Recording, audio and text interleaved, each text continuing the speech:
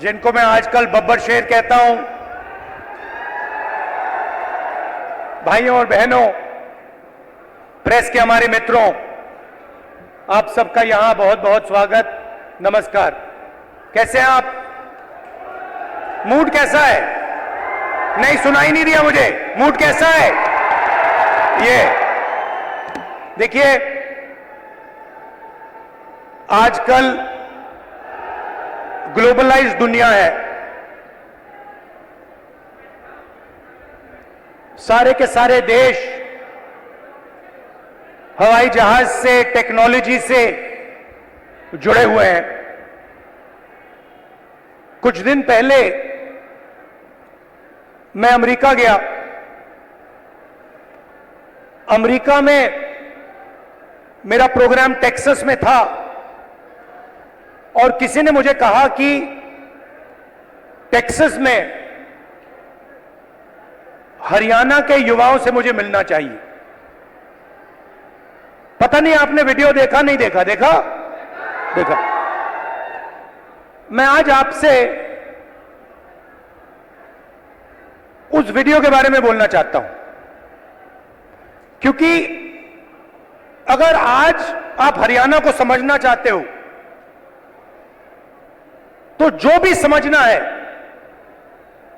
उस वीडियो के अंदर है।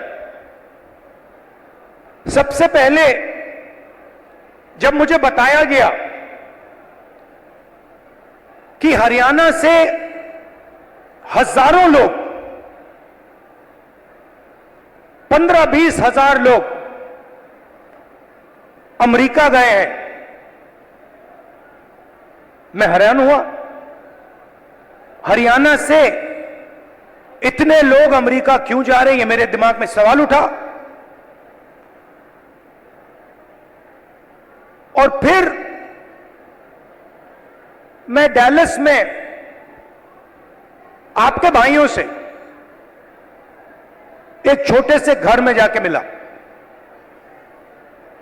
मैं आपको बताना चाहता हूं, आपके भाई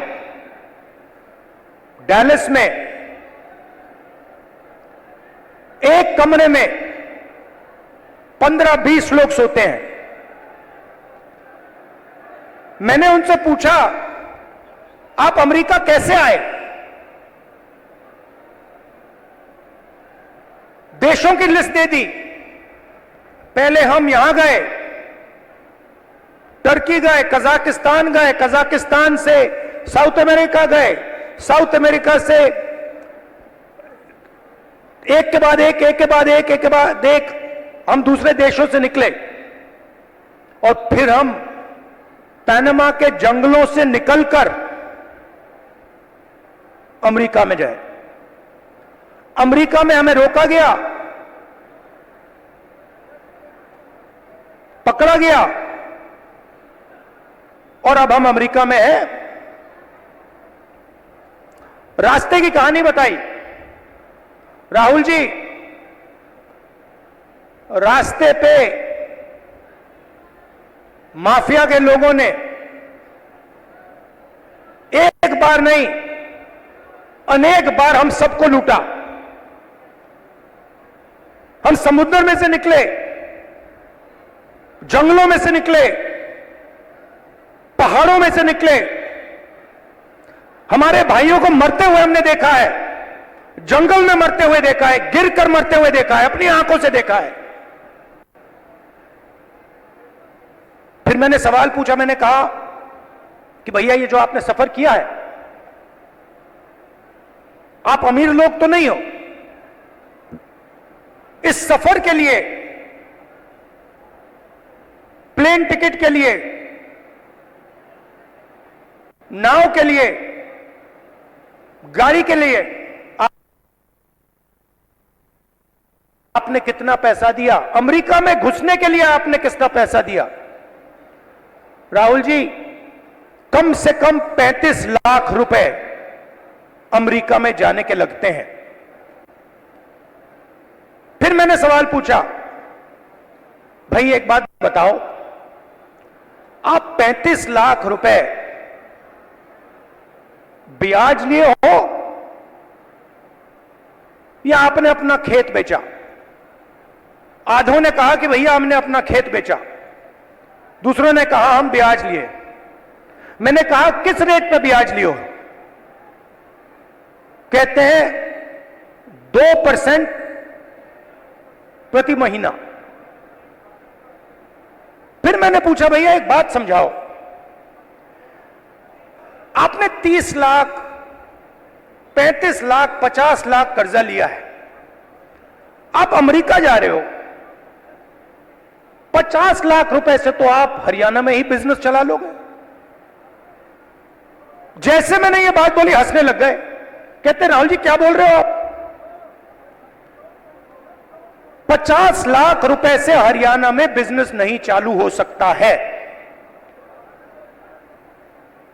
अगर हमने 50 लाख रुपए, ये 50 लाख रुपए हरियाणा में बिजनेस चालू करने के लिए लगा दिए होते तो हमारा बिजनेस फेल हो जाता। किसी ने मुझे यह भी कहा कि राहुल जी मैंने ट्राई किया, फेल हो गया, बेरोजगारी है, महंगाई है। और जब उन्होंने मुझे बोला,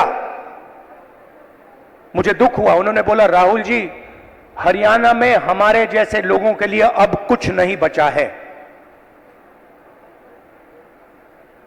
अगर एक युवा गरीब है, अरबपति का बेटा नहीं है, तो ना उसे बैंक लोन मिल सकता है, ना वो बिजनेस चालू कर सकता है, ना वो पब्लिक सेक्टर में जॉब पा सकता है, ना वो आर्मी में जा सकता है।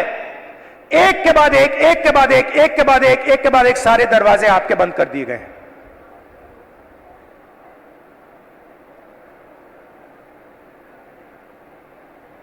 मैं जब उस घर से निकला, मैं सोच रहा था कि अगर इनकी यह हालत है तो इनके बच्चों की क्या हालत है। ये तो यहां है, कोई ट्रक चला रहा है, कोई जॉब कर रहा है, पैसा कमा रहे हैं। मेरे माइंड में आया कि इनके बच्चे क्या कर रहे हैं, इनकी फैमिली क्या कर रही है। कमरे में मैंने बात उठाई थी, मैंने कहा कि आप फैमिली से मिलते हो? नहीं राहुल जी, हम 10 साल के लिए अपने बच्चों से नहीं मिल पाएंगे, अपने परिवार से नहीं मिल पाएंगे, हमारे माता पिता मर जाएंगे मगर हम वापस नहीं जा पाएंगे। और फिर एक व्यक्ति ने मुझे कहा राहुल जी एक काम कीजिए, जब आप वापस हिंदुस्तान जाएंगे तो आप 5 मिनट के लिए हमारे परिवारों से मिल लीजिए और उनको कह दीजिए कि हम ठीक हैं, हम सलामत हैं। मैंने उनसे कहा कि भाई बताओ, आपके पास तो मोबाइल फोन तो होगा,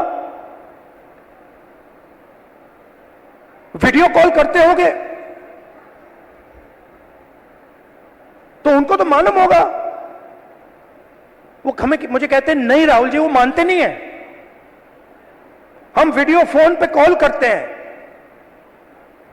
और हमारे बच्चे मानते नहीं है कि हम ठीक हैं। अजीब सी बात है। फिर मैं करनाल गया सुबह 4 बजे, कि मैं चाहता था कि मीडिया वाले ना पकड़ लें, मुझे तंग करते हैं। मैंने इनको मित्रों कहा, मतलब ये है अदानी के मित्र, अंबानी के मित्र। मैं गया 4 बजे सुबह, वहां बैठ गए, बातचीत शुरू। एक मेंबर परिवार का यूएस में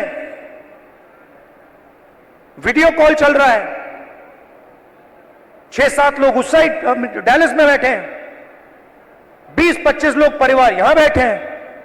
मैं सोच रहा हूं ये हो क्या रहा है। और फिर छोटा सा बच्चा दौड़ता हुआ वो कंप्यूटर के पास जाता है, कंप्यूटर को ऐसे पकड़ता है और इतनी जोरों से चीखता है कि मैंने मतलब शायद अपनी लाइफ में ये चीख नहीं सुनी। कांपता हुआ चीखता है, पापा पापा पापा। वापस आओ। और पिता कुछ नहीं कह पाता है।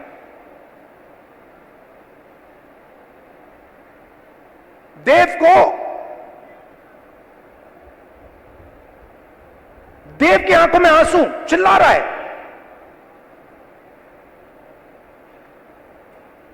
और पिता हजारों किलोमीटर दूर मुस्कुराने की कोशिश कर रहा है, नहीं मैं ठीक हूं। किसी ने कहा बच्चा इमोशनल हो गया। मैंने माइंड में सोचा कि इमोशनल हो गया, इसके हर रोज सीने में छुरे लग रहे हैं।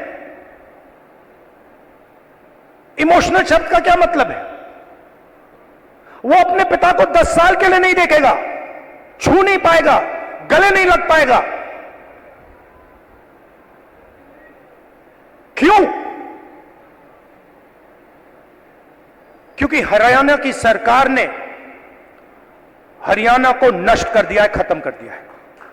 वो देव की चीखें नहीं थी, वो हरियाणा के हर युवा के चीखें हैं। और जब वो बोल रहा था, मैं सोच रहा था कि इलेक्शन सब कुछ ठीक है, मगर हरियाणा में जो लाखों बच्चे इस प्रकार से रो रहे हैं, चीख रहे हैं, कांग्रेस पार्टी का काम उनके आंसू को पोंछने का है, उनके चीखों को बंद करने का है।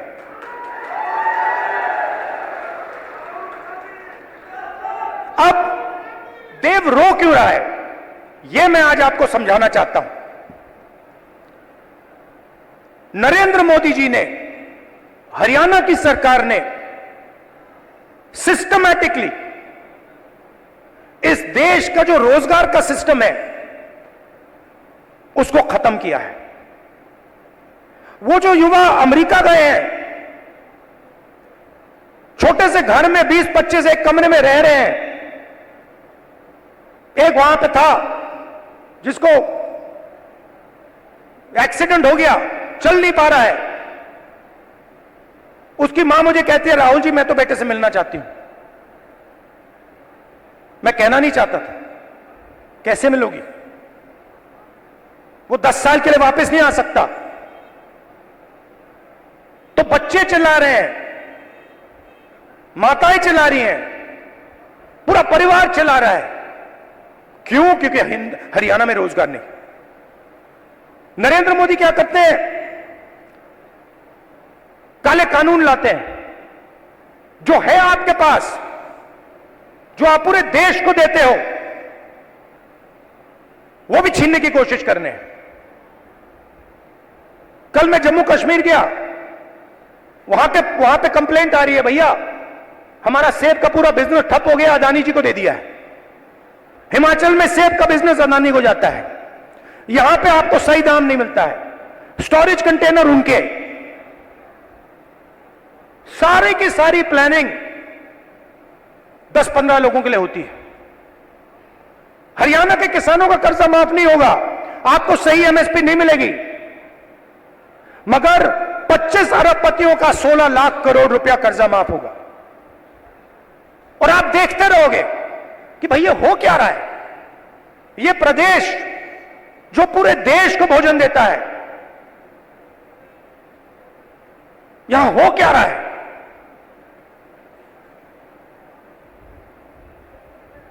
हरियाणा में ड्रग प्रॉब्लम है। उन्होंने मुझे बताया कि राहुल जी हरियाणा में ड्रग प्रॉब्लम बढ़ती जा रही है। गुजरात में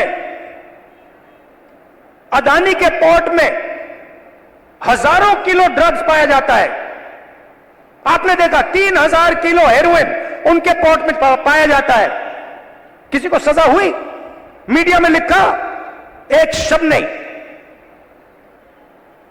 एयरपोर्ट उनको चले जाते हैं, पोर्ट्स उनको चले जाते हैं। मोबाइल फोन चलाओ, जेब से पैसा उनको जाता है। सड़कों पे चलो, जेब से पैसा उनको जाता है। हवाई जहाज में जाओ, खरीदो, सारा का सारा उनके हाथ में। आपके लिए क्या? गलत जीएसटी, नोटबंदी। क्यों? क्योंकि छोटे व्यापारियों को, स्मॉल मीडियम साइज बिजनेसेस की हत्या करनी है, खत्म करना है। क्यों? क्योंकि 10-15 लोग चाइना का माल हिंदुस्तान में बेचना चाहते हैं, बनाना नहीं चाहते। जो आप काम करते हो, जो छोटे बिजनेस वाले करते हैं, हाथ से बनाते हैं, वो नहीं करना चाहते।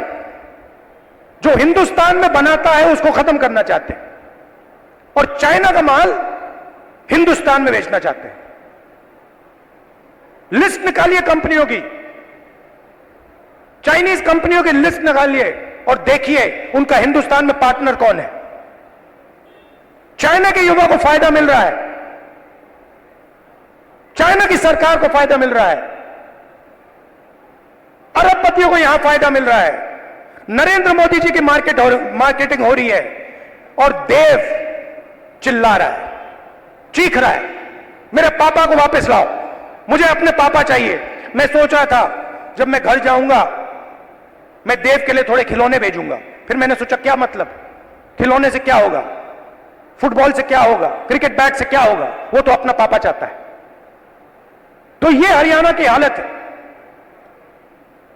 और ये हम बदलना चाहते हैं।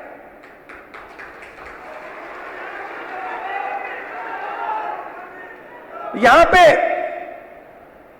स्टेज पे पुनिया जी बैठे हैं, कहां है ये और इनके जैसे लोग गोल्ड मेडल पाते हैं। मैं इनके जिम में गया, ये 24 घंटा लगे रहते हैं।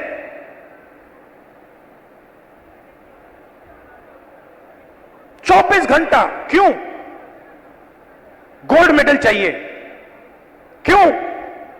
हरियाणा का नाम रोशन करना, हिंदुस्तान का नाम रोशन करना है। पूरी दुनिया में हम चाहते हैं कि हरियाणा का नाम जाए, हिंदुस्तान भी वहां आपको नहीं दिखेगा। सिलेक्ट लोग हैं, अदानी जी का बिजनेस है, हजारों बिजनेस उससे कनेक्टेड है, वो सारे के सारे कोई ना कोई परिवार का आदमी है, भाई कुछ करता है, बहन कुछ करती है, फैमिली बिजनेस है। ऐसे ही बिजनेसेस है। 250 में से आप मुझे नाम दे दो दलित का, आप नाम दे दो आदिवासी का, आप नाम दे दो पिछड़े का, नहीं है।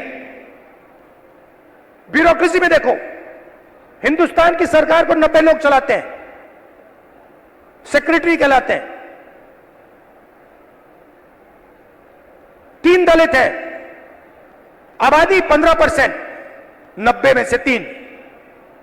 पिछड़ों की आबादी कम से कम 50%, 90 में से 3। होने कितने चाहिए? 45 अगर आप आबादी से जाओ, नहीं 3। और बजट कितना संभालते हैं? आदिवासी जिनकी 8% आबादी है, 100 रुपए में से 10 पैसे का बजट संभालते हैं। दलित 100 रुपए में से 1 रुपया संभालता है। ओबीसी 100 रुपए में से 5% संभालता है।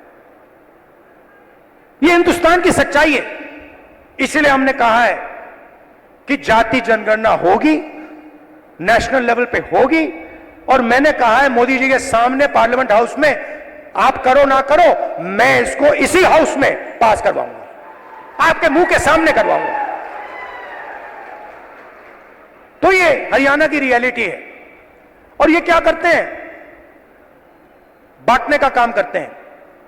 मीडिया वाले 24 घंटे लगे रहते हैं। एक जात को दूसरी जात से लड़ा दो, एक धर्म को दूसरे धर्म से लड़ा दो, और पूरा का पूरा फायदा अदानी को पहुंचा दो। हरियाणा